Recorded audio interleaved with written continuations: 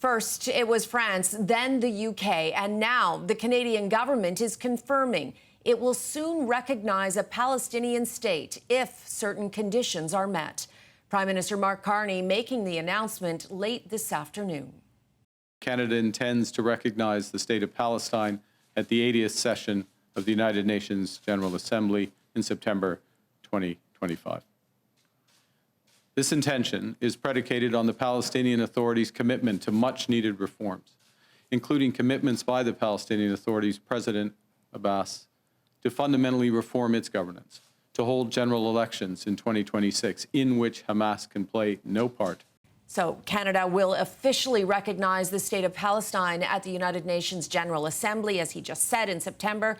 Our political specialist, Glen McGregor, joins us now from Ottawa. And Glen, let's talk about this decision. What went into it? Can you give us some of your analysis?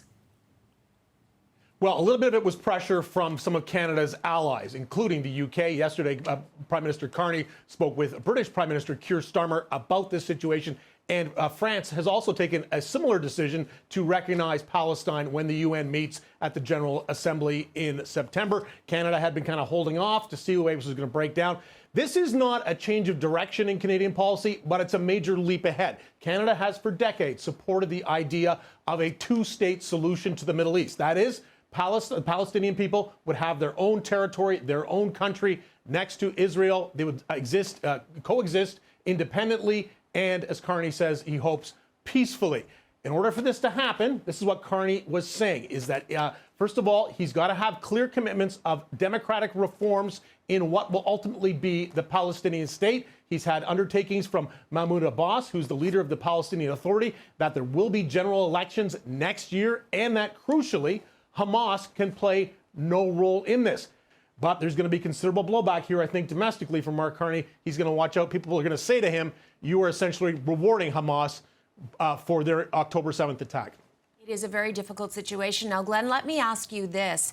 A famine has just been declared in Gaza. How is this helping the people there right now? Is this a tactic to try and get Israel to sign a ceasefire right away or sooner than September and get aid flowing in?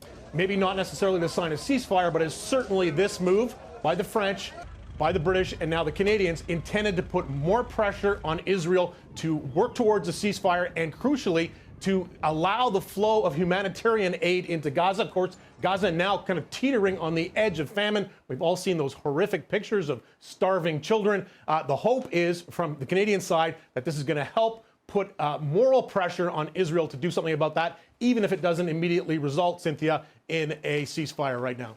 Glen McGregor in Ottawa, thank you very much.